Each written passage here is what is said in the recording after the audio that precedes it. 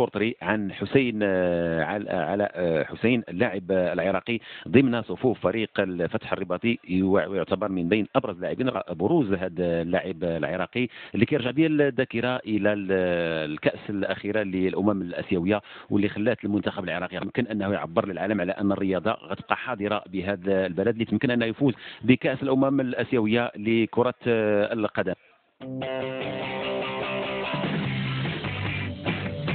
من قلب الحصار والمعاناة انطلق اللاعب العراقي حسين علاء حسين ليبحث لنفسه عن مكانته بين اللاعبين المحترفين بالخليج العربي. إصراره على النجاح ضمن له ذلك، إلا أنه قلب الاتجاهات والموازين ليصبح معادلة صعبة التجاوز بالفتح الرياضي. اللاعب علاء حسين يعتبر مكسب الفريق نادي الفتح الرباطي، بحكم بأنه هذا استثمار، لأنه صغير السن، عمره 20 سنة، وأكثر من هذا له مواصفات من الناحية البدنية.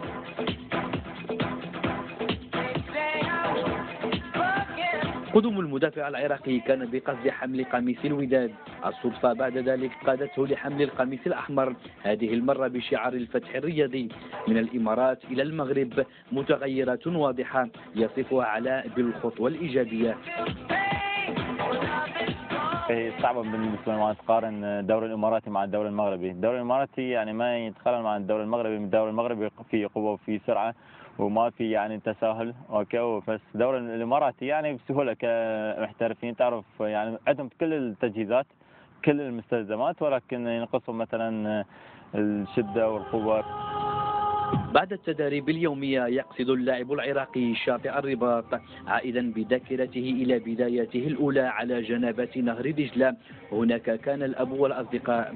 في تلك الفترة من كان يصدق بأنه سيصبح لاعبا محترفا بالدوري المغربي. في هذه الأوقات أتذكر أيامني في العراق، خاصة كنت مع الوالد، كنت أسير في واسط، كنت نسير على نهر دجلة، وثاني شيء كنت أخرج مع أصحابي مع إخواني، أوكي، أيام حلوة كنت أعيشها في العراق. وخاصة الوالد كنا في أيام الصيف كنا نروح على النهر، نهر دجلة ونهر الفرات، كنا علمنا سباحة مع إخواني. لا، هاي ما جت على بالي، ولكن هو أمنية كل لاعب عربي يبي يلعب في الدوري المغربي. ليش؟ لأن الدوري المغربي يطلع على الدوري الأوروبي.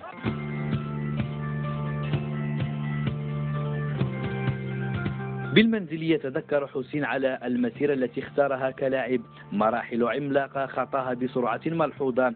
لاعب دولي لعب لأفضل الأندية العراقية والإماراتية قبل حلوله بالمغرب.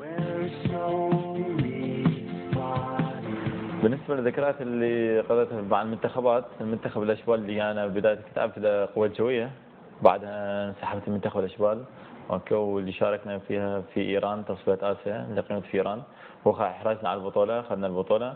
وبعد ما رديت ولعبت انتقلت إلى نادي الزوراء الناشئين، انتقلت من نادي الزوراء لنادي الجيش، لعبنا بطولة الدوري الممتاز واستمريت معه. وبعدها انتقلت إلى رجعت نادي الزوراء، وبعد نادي الزوران انسحبت المنتخب الاولمبي، واستمرت مع نادي العين موسم كامل، وبعدها انتقلت الى نادي النصر.